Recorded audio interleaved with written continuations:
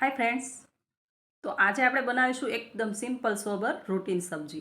કારણ કે આપણે રોજે નવું નવું બનાવીએ છીએ. આજે આપણે એકદમ સોબર સિમ્પલ રૂટીન જે બનતું હોય એ જ આપણે શાક બનાવી લઈશું. તો અહીંયા મેં 250 ગ્રામ ટીંડોળા લીધેલા છે અને એને ઊભા કટમાં કાપેલા છે. અને એક ટામેટું એને પણ બારીક બારીક કાપી લીધેલું છે, જોઈ શકો છો. હવે આપણે ગેસ ટૂલ પર 2 ચમચા તેલ મૂકીને આપણે એને ગરમ કરી લઈશું.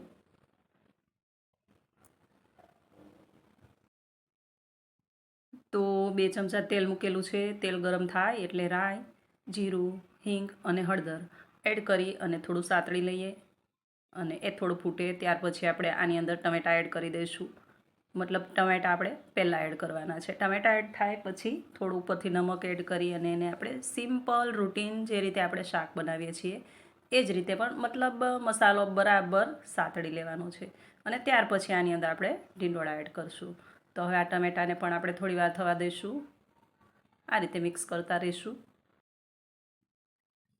હવે ટીંડોળાનું શાક લગભગ ઘરમાં ઓછું બનતું હોય છે, પણ ટીંડોળાના 2-3 રીતે અલગ અલગ શાક બને છે અને એકદમ ટેસ્ટફુલ પણ બને છે. દહીંમાં ટીંડોળા તળીને દહીંની ગ્રેવી કરીને એ પણ શાક બને છે. પછી ટીંડોળાનો જેમ આપણે ગુંદાનો સંભારો કરીએ એ રીતે ટીંડોળાનો સંભારો પણ બને છે.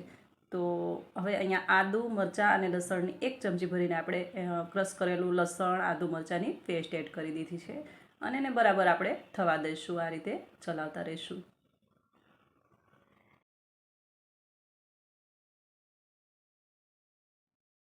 અને હવે આમાં આપણે ઘરનું જ લાલ મરચું એડ કરવાનું છે. મતલબ કાશ્મીરી ચીલી પાવડર નથી, ઘરનું બનાવેલું લાલ મરચું એડ કર્યું છે અને 2 ચમચી ધાણા જીરું. હવે આને આપણે બરાબર મિક્સ કરી લઈશું ને મસાલાને એકદમ શેકી લઈશું અને ત્યાર પછી જ આપણે ટીંડોળા એડ કરીશું. મતલબ જો મસાલો બરાબર શેકાય ને તો તમારું કોઈ પણ શાક હોય એકદમ ટેસ્ટફુલ બને છે. હવે આમાં આપણે આ ટીંડોળાને એડ કરી દઈશું.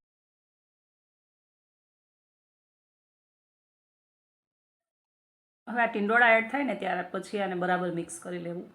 અને એકદમ ઘણા બહેનો એવું હોય છે એકદમ ફટાફટ પાણી એડ કરી દેતા હોય છે, કોઈ પણ શાક હોય. પણ મતલબ એકદમ ફટાફટ પાણી એડ કરવાથી શું થશે કે જે શાકનો ટેસ્ટ હશે ને એ નહીં મળે. એટલે આને થોડીવાર એમનેમ જ આપણે મિક્સ કરતા રહેવાનું છે ને ત્યાર પછી આમાં થોડું એવું પાણી, મતલબ કેટલું પાણી કે થોડી થોડી વારે તમે આને પાછા ચલાવીને જુઓ અને પાછું થોડું પાણી એડ કરો. એ રીતે થોડું એવું પાણી આની અંદર એડ કરવાનું છે. જુઓ અહીંયા આટલું જ પાણી એડ કર્યું છે અને હવે આને આપણે એકદમ મિક્સ કરી લઈશું ને ત્યાર પછી આને છે ને ઢાંકીને થવા દઈશું. મતલબ ટીંડોળાનું શાક છે ને તમે આવી રીતે ખુલ્લું બનાવો ને તો એકદમ ટેસ્ટફુલ બને છે. અને કુકરમાં જાય છે ને તો એના કલર પણ એના એ રહેતા નથી ને એકદમ ફીક્કું બની જાય છે. ટીંડોળાના શાકમાં થોડું એવું હોય છે. તો આ રીતે મેં ખુલ્લું બનાવ્યું છે ને હવે આને ઢાંકીને આપણે 3 મિનિટ થવા દઈશું. પાછું આપણે ખોલી અને પાછું જે રીતે મિક્સ કર્યું એ જ રીતે મિક્સ કરી લઈશું ને આવી રીતે જ થોડું થોડું પાણી જેમ જરૂર હશે, જેમ જેમ જેટલા જેટલા પાણીની જરૂર, મતલબ થોડું થોડું પાણી એડ કરવાનું છે અને પછી પાછું ઢાંકીને થવા દેવાનું છે. કારણ કે આમાં આપણે ખુલ્લું શાક બનાવ્યું છે. જો કુકરમાં બનાવો તો પણ બને, એવું નથી કે ના બને, ટેસ્ટ પણ આનો આ જ મળે.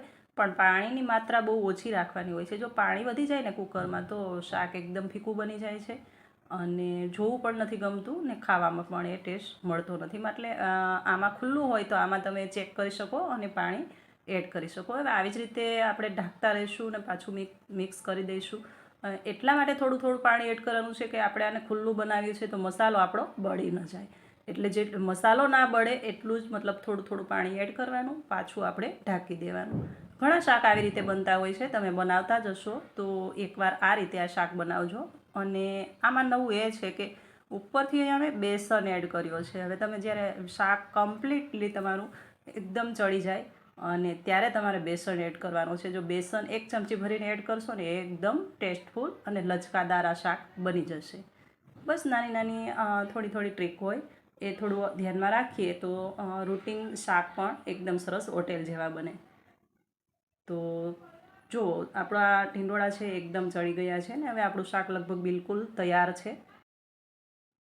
હવે જો આ રીતે શાક તૈયાર થાય ને ત્યાર પછી આને છે ને આપણે બેસન એડ કરવાનું છે. મતલબ 1 ચમચી ફૂલ ભરીને આપણે બેસન એડ કરી દઈશું ને આને બિલકુલ મિક્સ નથી કરવાનું. હવે આને થાળી તો એકદમ લો ફ્લેમ પર આપણે આને ઢાંકીને થોડી વાર સિઝાવા દઈશું. ત્યાર પછી જોઈ શકો છો આપણું એકદમ સરસ રૂટીન શાક ટીંડોળાનું તૈયાર છે. ફરી આપણે પાછા મળીશું નવી રેસીપી સાથે. ત્યાં સુધી આવજો. Thank you for watching.